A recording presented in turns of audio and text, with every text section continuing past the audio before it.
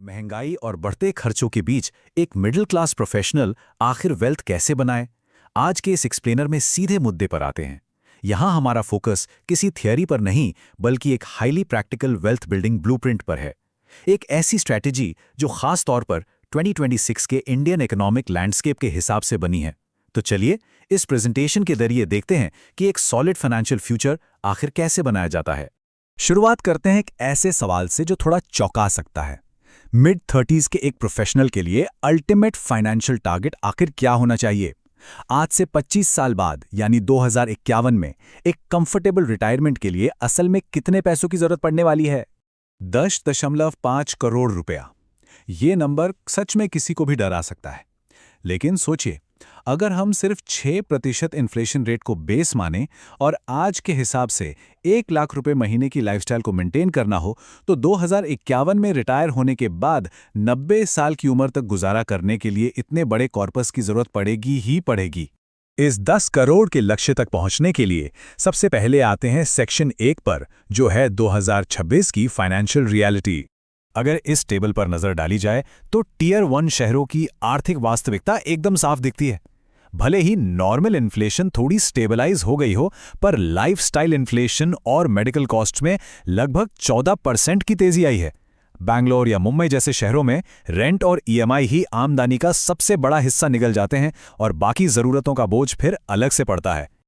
अब बढ़ते हैं दूसरे सेक्शन की तरफ, building a bullet proof foundation, यानी एक बेहद मजबूत नींव तैयार करना। बिना सेफ्टी नेट के एग्रेसिव इन्वेस्टिंग करना खतरनाक हो सकता है। ये डोनट चार्ट 1 लाख रुपए की आमदनी के लिए एक बिल्कुल परफेक्ट बजट एनवेलोप दिखाता है। इसके हिसाब से जरूरतों को किसी भी हाल में 55% पर कैप करना है, 30% इन्वेस्टमेंट को एग्रेसिवली ऑटोमेट करना है और बचा हुआ 15% हिस्सा इच्छाओं और शौक के लिए रखना है। एक सच्ची बुलेट प्रूफ फाउंडेशन इन 3 स्टेप्स पर खड़ी होती है। पहला, इमरजेंसी फंड्स को किसी लिक्विड अकाउंट में रखना, लगभग 5 से 6 लाख रुपए।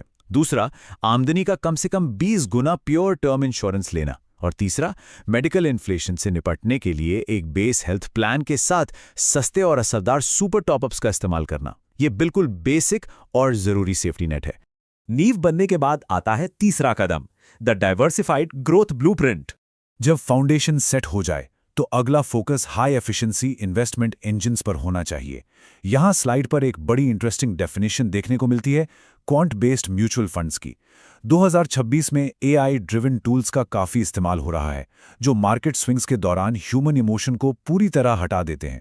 डेटा बताता है कि इन मैथमेटिकल मॉडल्स ने अनइमोशनल होकर 18 से 22% तक के रिटर्न्स दिए हैं। अब जरा इस ऑटोमेशन मैट्रिक्स को देखिए। अगर हर महीने 30,000 रुपए का सरप्लस इन्वेस्ट करना हो तो ये blueprint guaranteed tax free returns और मार्केट लिंक्ड अग्रेसिव ग्रोथ के बीच एक शानदार बैलेंस बनाता है। वीपीएफ यहां सेफ्टी नेट का काम कर रहा है, इंडेक्स फंड से फाउंडेशन बन रही है और थोड़ा हिस्सा अग्रेसिव ग्रोथ के लिए स्मॉल और मिड कैप्स में जा रहा है। अब आते हैं चौथे सेक्शन पर, the 25 year retirement road map, एक लंबा सफर। हर महीने की बचत को एक मल्टी करोड़ पावर हाउस बनने में वक्त लगता है। इस टाइमलाइन के हिसाब से देखें तो एक इन्वेस्टर को 3 खास स्टेजेस से गुजरना पड़ता है। 35 की उम्र में स्टेज 1 यानी एक्यूमुलेशन स्प्रिंट, 45 में स्टेज 2 जहां रिटर्न्स को कंसोलिडेट किया जाता है और 55 के आते आते स्टेज 3 जिसमें सीधे कैपिटल को डी रिस्क करने पर ध्यान दिया जाता है। इस बार चार्ट में देखिए कि पहले 10 साल का एसेट एलोकेशन कैसा दिखता है। वेल्थ को एग्रेसिवली कंपाउंड करने के लिए इक्विटी में मैसिव 75% एलोकेशन रखा गया है। इसके साथ ही अपनी इन्वेस्टमेंट अमाउंट को हर साल 10% से बढ़ाना एक बहुत बड़ा फैक्टर है जो कंपाउंडिंग के असर को वाकई कई गुना बढ़ा देता है। पर इस सफर में कुछ बड़े खतरे भी हैं। ये वो major mid life financial traps हैं जो चुपचाप पूरे कंपाउंडिंग प्रोसेस को तबाह कर सकते हैं, जैसे कि अपनी रिटायरमेंट फंड को बच्चों की महंगी डिग्रीज पे खर्च कर देना, या फिर ऐसे बड़े घर खरीदना जिनकी ईएमआई आमदनी के 30% से ज्यादा हो, या फिर महंगाई के 6% होने के बावजूद सिर्फ फिक्स डिपॉजिट्स पर निर्भर रहना, जिसे हम सेफ ट्रैप कहते हैं। और अब आते हैं आखिरी और सबसे अहम हिस्से पर, सेक्शन 5, मास्टरिंग टियर 1 स्पेंडिंग। देखिए, इन्वेस्टमेंट का रोड मैप कितना भी अच्छा क्यों ना हो, रोजमर्रा के खर्चों को कंट्रोल करना ही असल गेम चेंजर होता है। एक बेहद कारगर तरीका यहां दिया गया है 48 आवर कार्ट रूल। किसी भी चीज़ को ऑनलाइन कार्ट में डालने के बाद 48 घंटे का वेट करना चाहिए। ये वेटिंग पीरियड एक रैशनल सोच को इमोशनल बाइंग इम्पल्सेस पर हावी होने का मौका देता है, जिससे वो अचानक आने वाला डोपामीन स्पाइक ठीक हो जाता है। इस टेबल में दिए गए कुछ हाईली स्पेसिफिक लाइफस्टाइल हैक्स को अगर रोज की लाइफ में इंप्लीमेंट किया जाए तो हर महीने हजारों रुपए उन इनविजिबल लीक से बचाए जा सकते हैं। जैसे नई ग्रोसरीज ऑर्डर करने से पहले किचन की पैंट्री को ठीक से चेक करना, बाहर खाना खाने के लिए early bird off peak discounts ढूंढना, या फिर हर महीने की 28 तारीख को सारे अनयूज सब्सक्रिप्शंस ऑडिट करके उन्हें तुरंत कैंसिल कर देना। महंगे शहरों में सोशल सर्कल की देखा-देखी में खर्च करने का प्रेशर एक कड़वी सच्चाई है। इसका सबसे बढ़िया इलाज है लाउड बजटिंग। इसका मतलब यह है कि खुद को यह कहने के बजाय कि मैं ये अफोर्ड नहीं कर सकता, ये ओपनली कहा जाए कि मैं अपने फ्यूचर के लिए प्लान कर रहा हूं।